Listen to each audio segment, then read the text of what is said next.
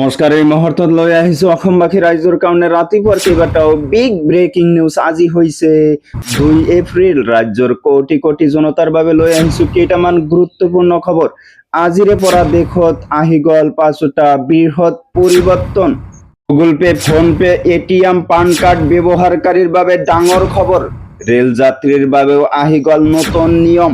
Rail যাত্ৰীৰ বাবেও ৰেলৰ টিকিট ক্ৰয় কৰাৰ ক্ষেত্ৰত সংযোজন হ'ব নতুন নিয়ম।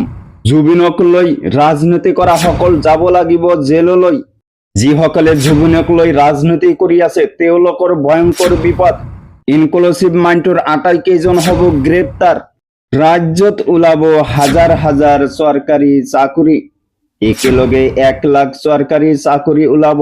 লগতে অসম তথা ভাৰতবৰ্ষৰ বিভিন্ন প্ৰান্তৰ পৰা যোগত কৰা হৈছে কেইবাটাও গুৰুত্বপূৰ্ণ খবৰ। এনেবোৰ খবৰ নেতো পাই থাকিবলৈ চেনেলটো ছাবস্ক্ৰাইব কৰি ভিডিঅ'টোত এটা লাইক কৰিবলৈ নাপাহৰিব। হয় বন্ধু বান্ধৱীসকল, আজি আমাৰ প্ৰথমটো খবৰ খুবেই গুৰুত্বপূৰ্ণ খবৰ।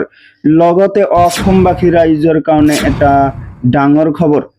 আজিৰে পৰা দেশত আহি গ'ল 5টা বৃহৎ পৰিৱৰ্তন। এটিএমৰ পৰা পেন কাৰ্ড ব্যৱহাৰকাৰীলৈকে বহু নিয়ম পালন কৰিব লাগিব দেশবাসীয়ে। নতুন বিত্তীয় বৰ্ষই প্ৰভাৱ পেলাব দেশবাসীৰ পকেটত। 1 এপ্ৰিলৰ পৰা প্ৰথম দিনটোতে বাণিজ্যিক চিলিণ্ডাৰৰ মূল্য 195.5 টকাকৈ বৃদ্ধি। ইনকাম টেক্সৰ নতুন এক্ট কাৰ্যকৰী হ'ব আজিৰ দিনটোৰে পৰা। কৰ্মচাৰীৰ টেক্স আৰু দৰমহাৰ ক্ষেত্ৰত আহিব বৃহৎ পৰিৱৰ্তন। পেন কাৰ্ডক লৈ আজিৰে পৰা সলনি হ'ব বহুকেইটা নিয়ম। HDFC বেংকৰ পৰা আৰম্ভ কৰি পাঞ্জাৱ নেশ্যনেল বেংক, বন্ধন বেংকৰ এটিএম ব্যৱহাৰকাৰীৰ বাবেও সলনি হ'ব নিয়ম। UPI উইথড্ৰলৰো গণনা হ'ব লেনদেনৰ ক্ষেত্ৰত। প্ৰতিটো লেনদেনত 23 টকা পৰ্যন্ত শুল্ক লগাৰ সম্ভাৱনা।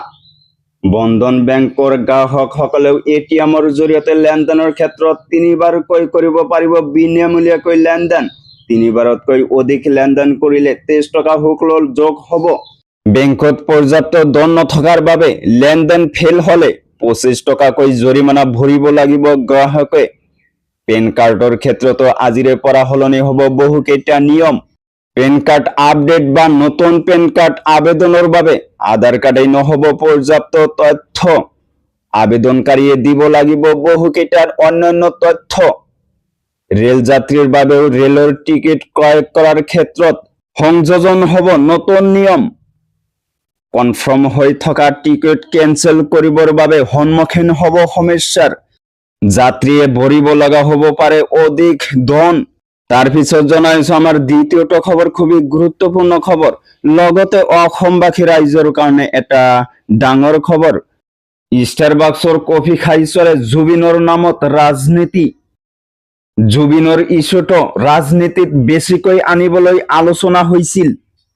কংগ্ৰেছৰ ইনক্লুচিভ মাইণ্ডৰ বৈঠকৰ সকলো তথ্য আছে। মুখ্যমন্ত্ৰী হ'লেই ইনক্লুচিভ মাইণ্ডৰ আটাইকেইজনকে গ্ৰেপ্তাৰ কৰিম। জুবিনক শান্তিত আৰু নীৰৱে থাকিবলৈ দিয়ক। কংগ্ৰেছে পলিটিক্সই কৰি আছে জুবিনক লৈ। জুবিন গাৰ্গক লৈ কংগ্ৰেছৰ ৰাজনীতি সন্দৰ্ভত কঠোৰ মুখ্যমন্ত্ৰী। তাৰ পিছত জনাইছো আমাৰ পৰৱৰ্তীটো খবৰ, খুবেই গুৰুত্বপূৰ্ণ খবৰ। লগতে অসমবাসী ৰাইজৰ কাৰণে এটা ডাঙৰ খবৰ। ৰাজ্যত ওলাব হাজাৰ হাজাৰ চৰকাৰী চাকৰি।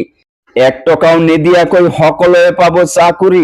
বৃহৎ ঘোষণা মুখ্যমন্ত্ৰী ডক্টৰ হিমন্ত বিশ্ব শৰ্মাৰ। অসম আৰক্ষী আৰু শিক্ষা বিভাগত খালী হৈ আছে পদ। একেলগে 1 লাখ চৰকাৰী চাকৰি ওলাব। অসম আৰক্ষীত ওলাব 25,000 চাকৰি। শিক্ষা বিভাগত ওলাব 75,000 পদ। এটকাও ঘুষ নিদিয়াকৈ সকলোৱে পাব চৰকাৰী চাকৰি। এই ডাঙৰ মন্তব্য কৰিলে ডক্টৰ হিমন্ত বিশ্ব শৰ্মাই। বন্ধুসকল, এইখিনি আছিল আজিৰ দিব লগা ইনফৰমেশ্যন। থেংক ইউ ফৰ ৱাচিং মাই ফুল ভিডিঅ'।